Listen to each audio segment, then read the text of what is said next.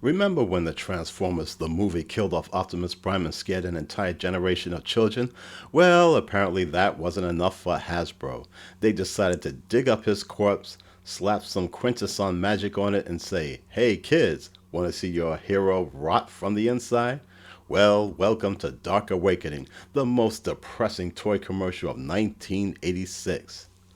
This episode starts with the Autobots on the run from the Quintessons. You know, those squid-faced bureaucrats who make the Galactic Senate from Star Wars look exciting?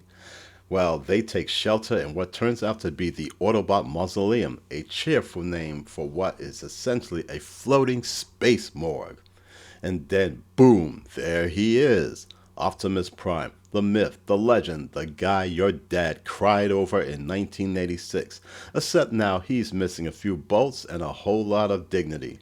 His first words aren't heroic, they're kind of, zombie moans. If you ever wanted to see your childhood hero reanimated as an undead puppet, congratulations, you're in the right timeline.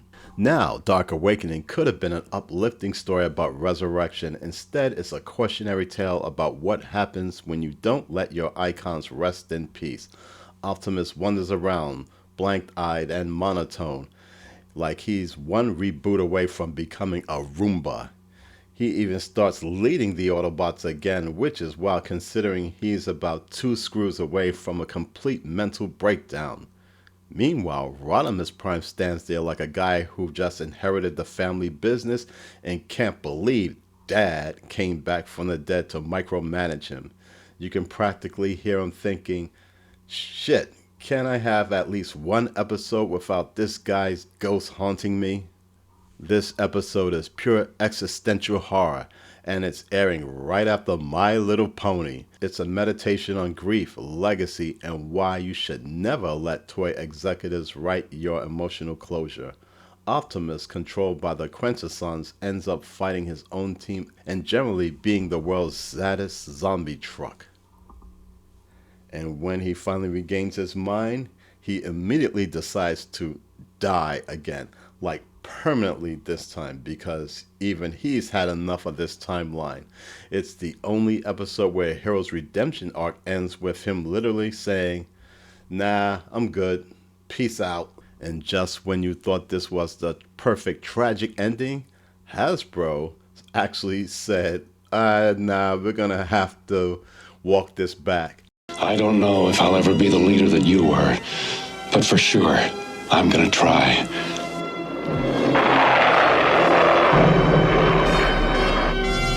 So long, Prime. I don't know if I'll ever be the leader that you were, but for sure, I'm gonna try.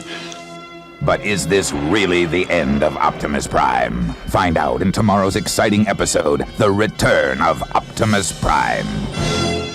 By bringing him back again, because apparently even death bends to market research.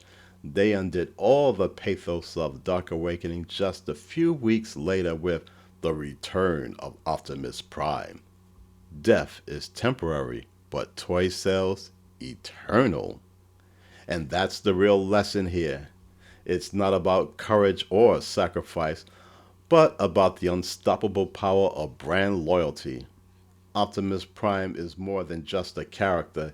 He's actually a franchise that literally refuses to stay dead. Overall, Dark Awakening remains as one of the boldest, weirdest, and most unintentionally terrifying episodes in children's television. It's part horror, part tragedy, and part middle finger to your emotional stability.